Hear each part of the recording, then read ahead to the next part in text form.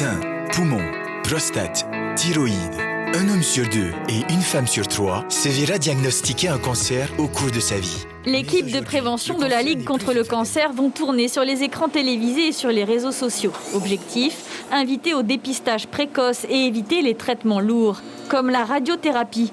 Chaque année, 700 patients reçoivent ces rayons pour traiter leur tumeur à l'hôpital du Taoné.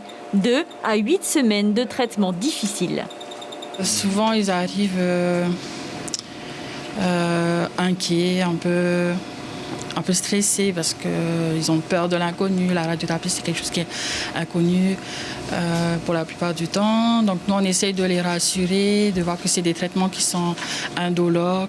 À partir de 50 ans, les médecins invitent à surveiller régulièrement sa santé, surtout le cancer du sein chez les femmes et le cancer du poumon chez les hommes, les plus répandus en Polynésie.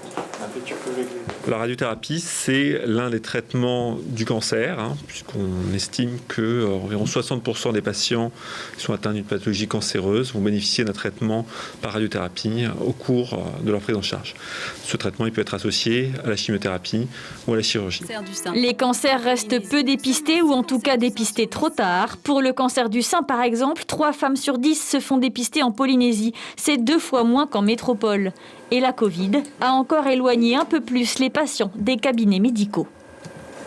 Plus un cancer, quel que soit le type de cancer, plus il est petit quand on le découvre et qu'on le soigne, plus il est facile à guérir.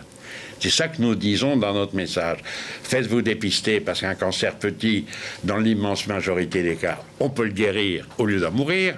Le cancer reste la 2e cause de décès derrière les maladies cardiovasculaires. Les cancers de l'adulte sont désormais presque tous traités en Polynésie sans avoir besoin d'Evasane.